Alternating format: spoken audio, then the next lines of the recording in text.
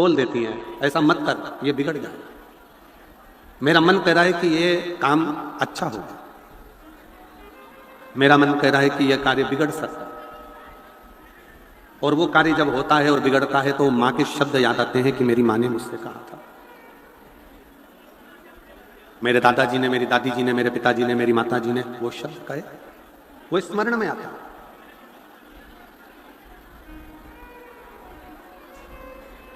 अब क्या उन दादाजी ने, उन दादी जी ने, उन माता जी ने, उन पिताजी ने, मेरी बेटियों ने, मेरी जीजियों ने, मेरी बहनों ने, मेरे जीजा ने क्या कोई मंत्र सिद्ध कर कर रखा जिसके बल पर उन्होंने बोल दिया कि मेरा मन करता है कि यह कार्य बिगड़ेगा या यह कार्य सुधरेगा?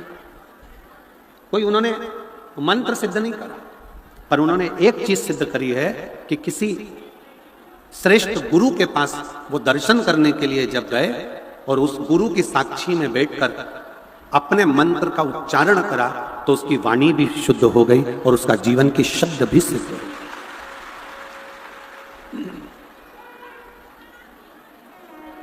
शब्द भी सिद्ध हो गए। परसों के दिन श्री गोपाल जी कांडा जी और श्री गोविंद जी कांडा जी बता रहे थे कि गुरुदेव तारा बाबा जी बद्री विशाल जी का दर्शन कर कर जब नीचे के लिए आए और बद्री विशाल जी का दर्शन करके जब नीचे के लिए आए हरिद्वार में हम विश्राम करें, तब उन्होंने कहा कि जाओ सब कुछ भोजन पानी ग्रहण करो, जाओ। श्री गोपाल जी, श्री गोविंद जी कह रहे थे, सब भोजन पानी ग्रहण करने में लग गए और तारा बाबा जी ने अपने शिष्य से कहा कि मुझे एक तौलिया ला दे, एक पिछोड़ा लाए, घाट पर बिछाए, लेट गए। सबको लगा कि कोई साधना कर रहे होंगे, पर समझना मुश्किल है संत को। सबको भोजन में लगा दिया और खुद भजन में लगकर शिव में समाहित हो गए।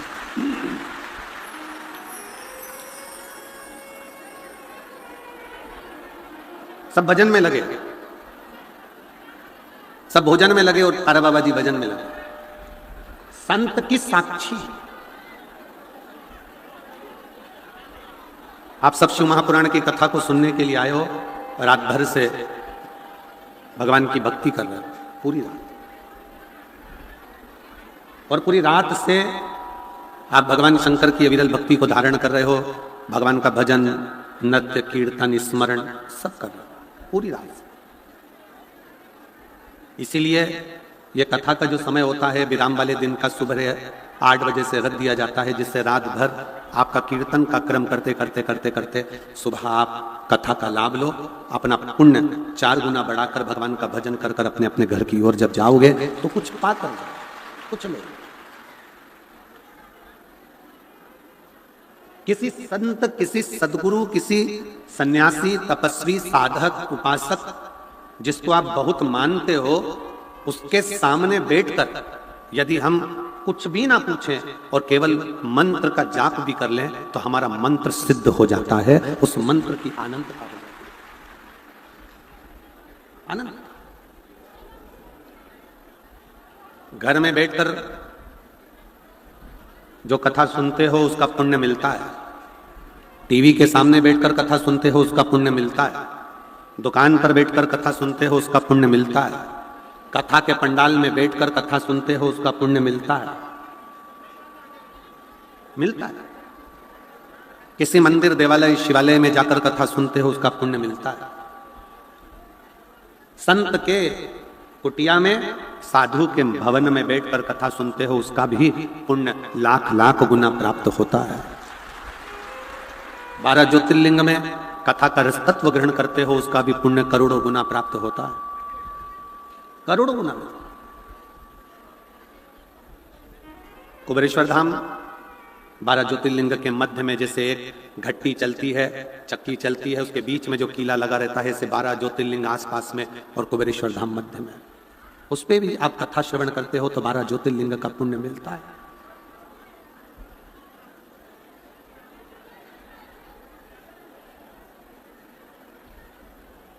एक पवित्र नदी, पवित्र सरोवर, पवित्र कुंड, पवित्र स्थान में बैठकर जब कथा का रस तत्व आप ग्रहण करते हो और साथ में बैठकर श्री शिवाय नमस्तुभ्यम कहते हो, तो वो मंत्र अपने आप में सिद्ध हो। उस मंत्र को सिद्ध नहीं किया जाता, अपने आप सिद्ध हो जाता।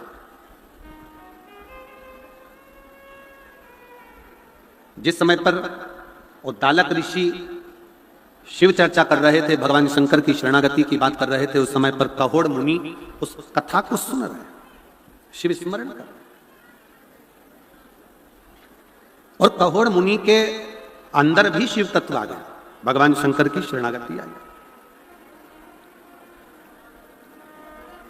जैसे आप में से कई माताएं ऐसी होंगी, कई भाई ऐसे होंगे, कई जीजियां, कई जीजा ऐसे होंगे जो भागवत कथा सुन सुन के उनको मालूम है आज कौन सी कथा होगी, कितनी बजे कैसे होगी, क्या क्या बताएंगे, भगवान कृष्ण का जन्म कैसे होगा, राम जी के जन्म का प्रसंग कैसे होगा, वामन अवतार, बराह अवतार, नरसिंह अवतार, ये सारे अवतारों की कथा आएगी, ये उसको याद है, उसके स्मरण में। सुनते सुनते उसकी बुद्धि में वो कथा समाती चली, सुनते सुनते राम कथा उसकी बुद्धि में समाती चली। और कथा सुनते सुनते उसका शरीर मन कथा में रमा।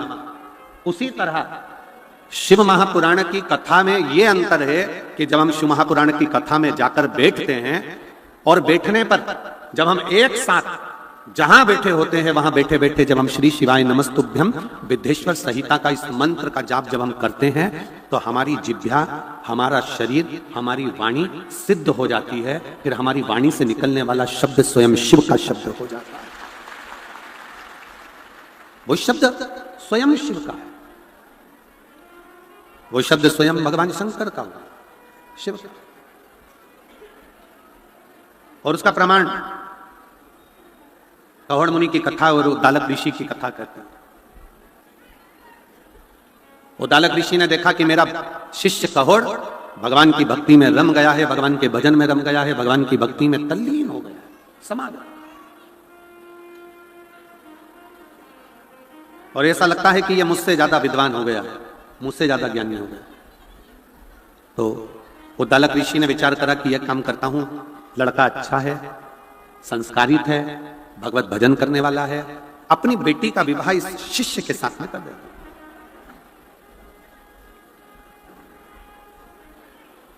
उद्दालक ऋषि की लड़की का नाम था सुजाता, बेटी का नाम सुजाता।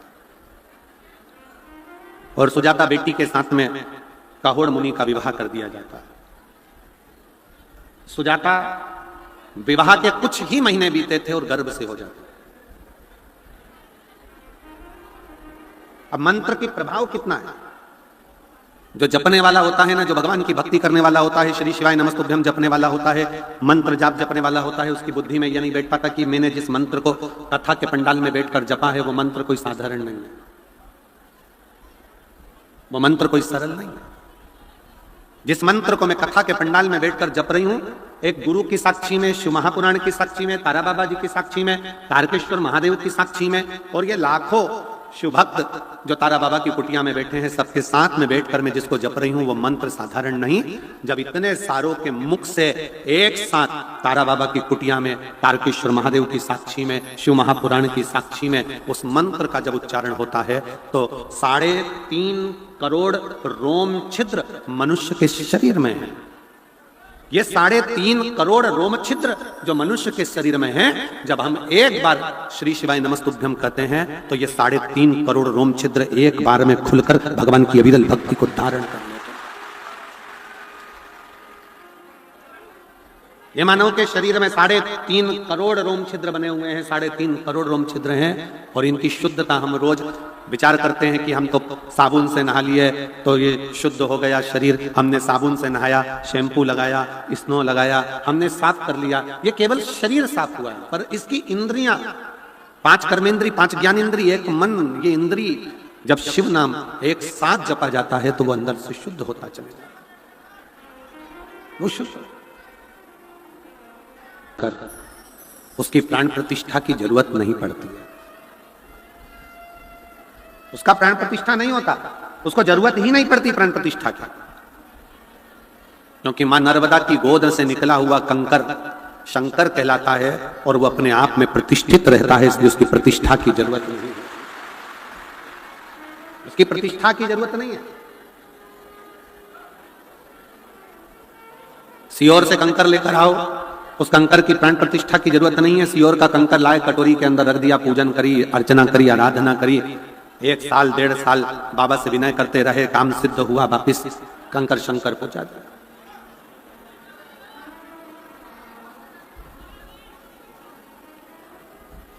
उसकी प्रतिष्ठा की जरूरत नहीं है, उसको हृदय से पूछा, हृदय से।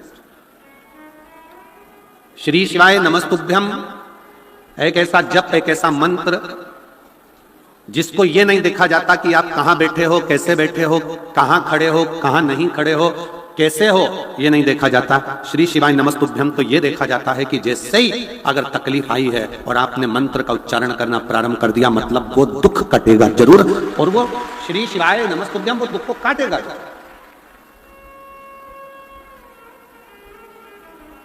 दुख कटेगा, कष्ट मिटेगा।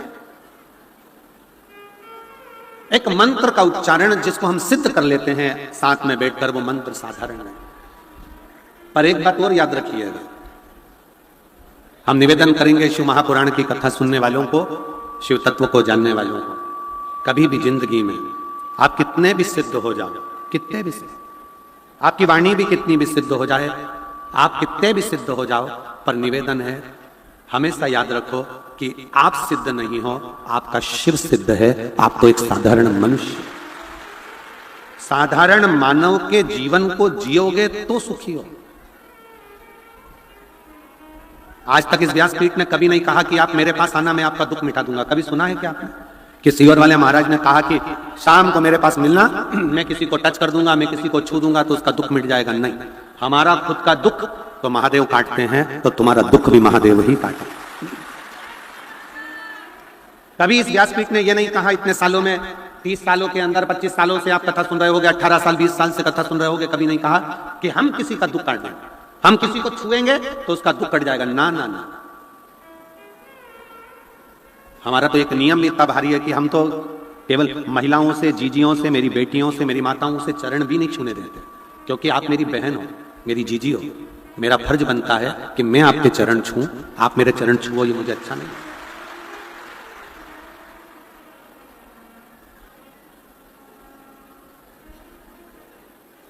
कोई कितना भी सिद्ध हो जाता, कितना भी सिद्ध।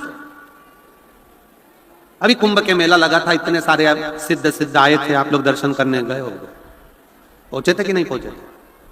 कितने सिद्ध आए थे, कितनी सिद्धि थी, कितनी सिद्धियां उनमें थी। पर सिद्धता का सबसे बड़ा प्रमाण है कि वो अपने ऊपर सिद्धता ना ले, ये सोचें कि मैं कुछ नहीं करता, करते हो भोले बाबा, मेरा नाम हो रहा है और प्रभु आपकी कृपा से सब काम है।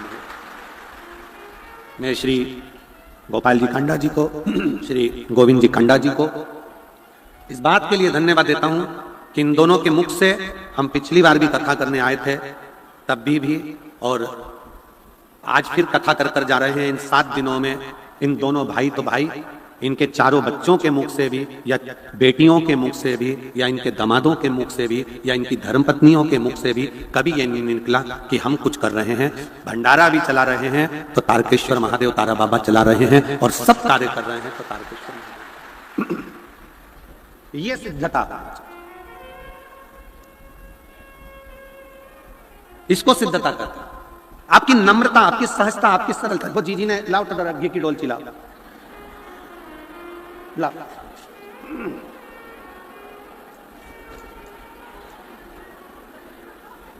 ये मेरे घर से देसी घी लाई हूं, शिला सेनी, इधर से दिखा, शिला सेनी, टोहाना, जिला फतेहाबाद। कहीं बैठी हैं? कहीं बैठी हैं? जहां बैठी हो तो हाथ हिला सकती हो। श्री शिवाय नमस्तुभ्यम लिखने से इनने भैंस पे धन्य है। श्री शिवाय नमस्तुभ्यम लिखने से मेरे घर के दरवाजे पर, द्वार पर, गाड़ी पर, ट्रैक्टर पर, ट्रॉली पर लिखने से फायदा ये हुआ कि मेरे यहाँ जो भैंसें बीमार रहती थी वो अब बीमार नहीं रहती हैं। ये जिसका जो व्यापार है, हरियाणा का तो मूल व्यापार ही कृषि है। हरियाणा का मूल व्यापार कृषि है, इसलिए भारत की भूमि पर सारी दुनिया के भिखारी मिलेंगे पर हरियाणा का एक व्यक्ति भिखारी नहीं मिलेगा।